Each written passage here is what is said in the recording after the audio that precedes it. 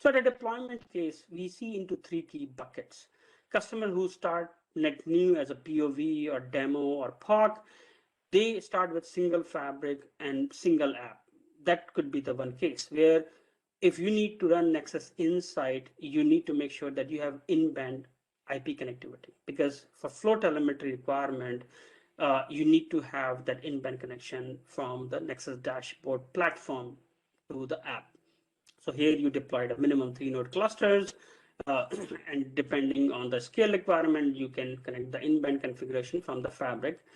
And then if you define the individual apps, depending on the scale, you can look in the scalability guide and you can follow through it.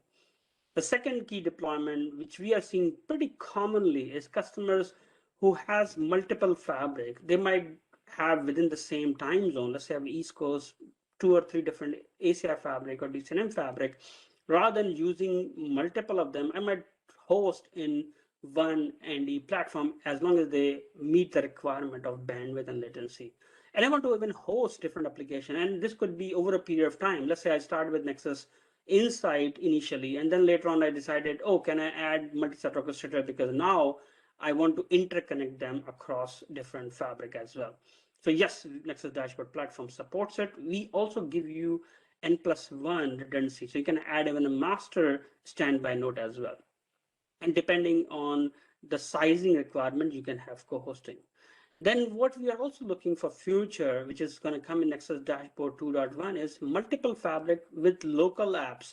So in this case, I can have multiple geolocations connected together, and there are multiple of these AND platforms, but I might want to run apps local to them, though I want to aggregate them in the one view, but I want to keep the local view still available and have my separate RBACs associated to it. So you can see you can deploy into different methods. So what I did is, to summarize, let's go quickly that which version or release supports what form factors and which apps. So that becomes easier for understanding from a design requirement. So ND or Nexus Dashboard form factor came first as physical, which is, as I said, UCS C-Series server. In that case, the supported site types were ACI and DCNM for onboarding purposes. And then apps that was included is Nexus Insight 5.01, MSO 3.2, and NAE 5.1. Now, in this case, the only key difference that the solution for ND 2.01 was heavy focus on ACI. For all the apps for DCNM, you have to run in the DCNM compute. Now, what we did in Nexus Dashboard 2.02, we heard loud and clear from our customers that they want one platform for all the domains. That simplifies scale in, scale out, and help them even experience better. So what we did is we added first the virtual and cloud onboarding for the multi-site orchestrator 3.3 first, because that's where it was already shipping and consumed by a lot of other customers. So we allowed them to do an upgrade from previous service engine to the Nexus Dashboard 2.02 for multi-site orchestrator. And we also simplified Nexus Insight 5.1 for the DCNM on ND compute. And that's where you can see that there are a lot of new versions or patches were done, like MSO 3.3 was a net new version, NI 5.1 was a net new version for DCNM on ND compute, and then NAE 5.1 patch or maintenance was done to bug fixes.